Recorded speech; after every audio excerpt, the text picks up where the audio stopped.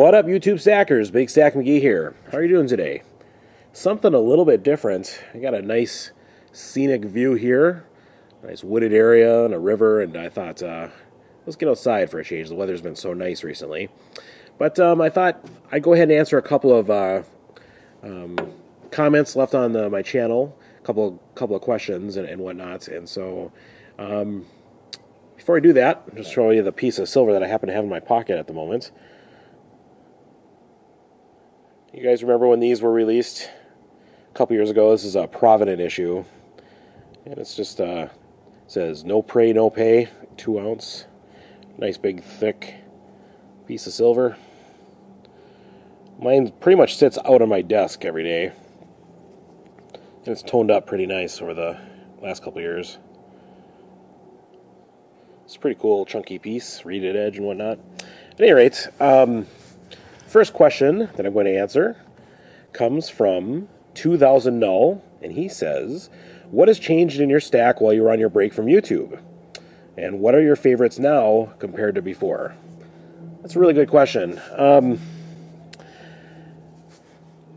What's changed in my stack? I guess my stacking philosophy has always been pretty much the same, I guess, for at least for the last several years, which is to try to find low premium silver and gold and to buy it as cheaply as possible.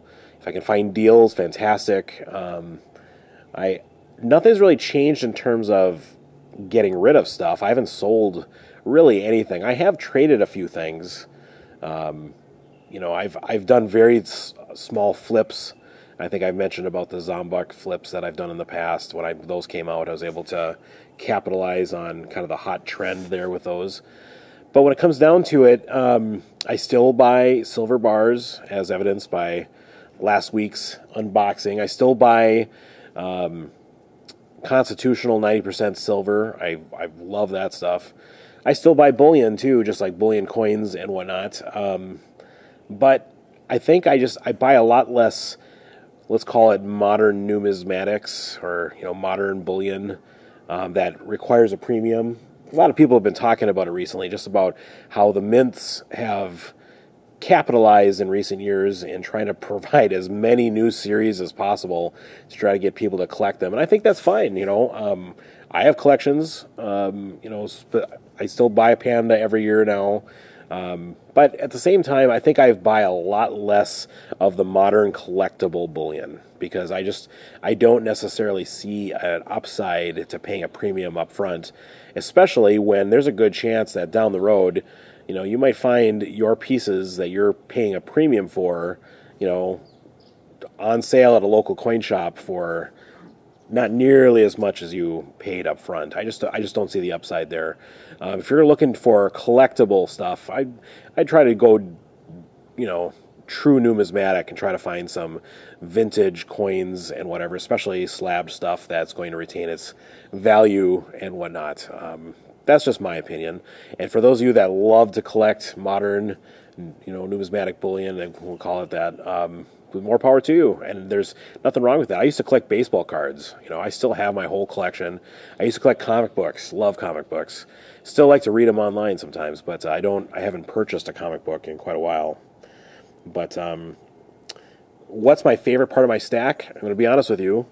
Anything that stacks up and stores neatly. I used to have anything and everything. I remember I used to go on YouTube and eBay and other sites, and I try to find lots of eclectic, weird things that were being sold for cheap.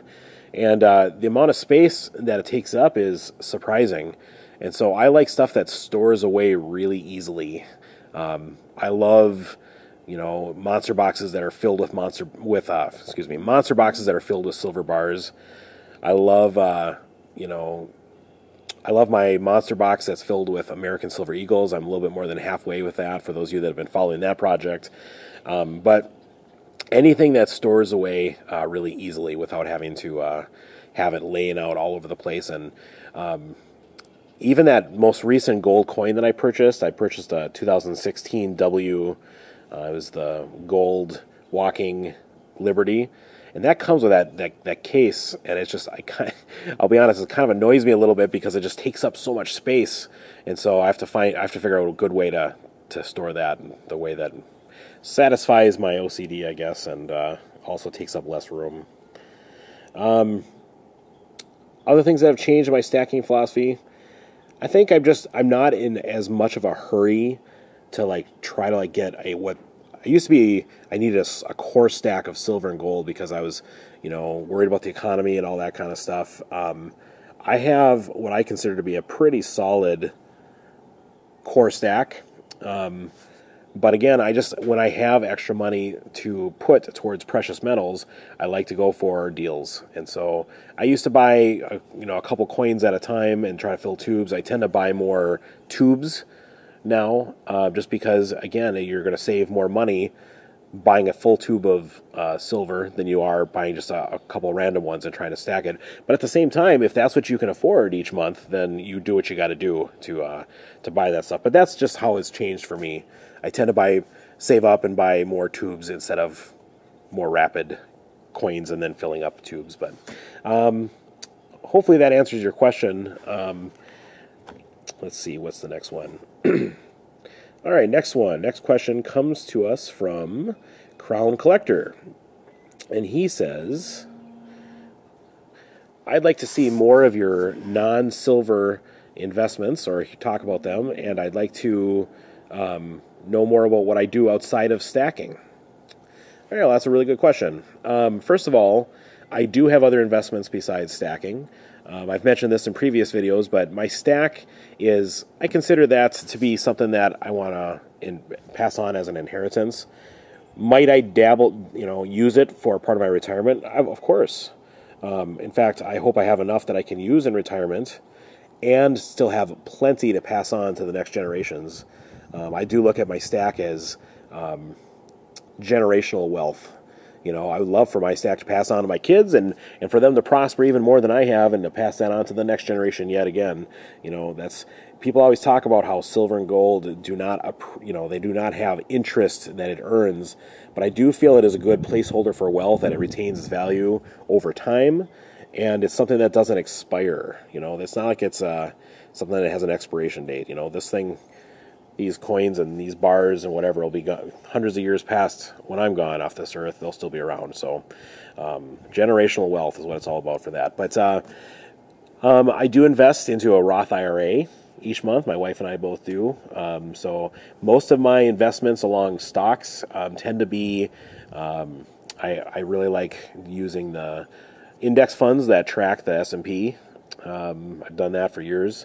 I used to invest in specific stocks for a long time. I was a trader. I'd buy and sell within my IRAs, but I didn't do a very good job of it, to be honest. And of course, the time that I was doing it, the economy was doing really crappy.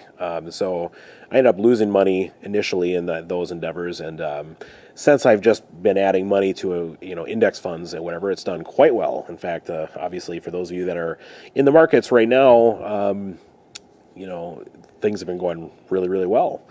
I don't feel like the world we live in reflects what our markets say. I don't feel like the wages that most people earn reflect the markets. I think there's a lot of unrest and whatnot. I don't trust the markets.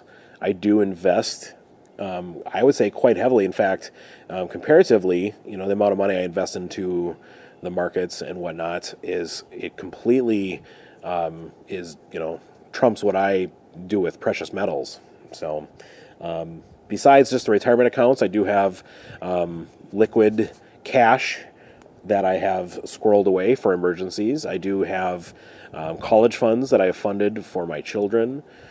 Other than that, I do have a couple of basic preps. I have a lot of food, stored. I have stuff for security stored and the ability to protect our family and all that kind of stuff. I like to invest along those lines as well. So hopefully that answers your question with that. As far as what I'm into apart from stacking, I love being outdoors. I love spending time with my kids and playing catch and all that kind of stuff.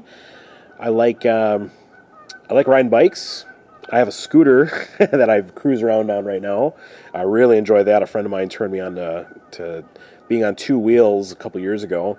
And actually, I've been saving up money for a motorcycle. In fact, I have enough that I could easily buy a nice motorcycle right now, and it's in in cash form and ready to go if I find the right one. But to be honest, I've been hesitant to pull the trigger. I'm still like I said, just enjoying scooting around on my. It's a little 125cc scooter. I did get my motorcycle license last summer. Took a bunch of classes. They teach you how to be safe and all that kind of stuff. But I am very, very much interested in getting a motorcycle. But I'll tell you what, it's really, really tough having that motorcycle seed fund because, having cash laying around, there's lots of other things that you'd like to spend that on sometimes. But anyway, so yeah, I love being outside. I love being on a bike. And aside from that, I like working on computers. I love reading. I read almost a book every week. I love sci-fi and fantasy.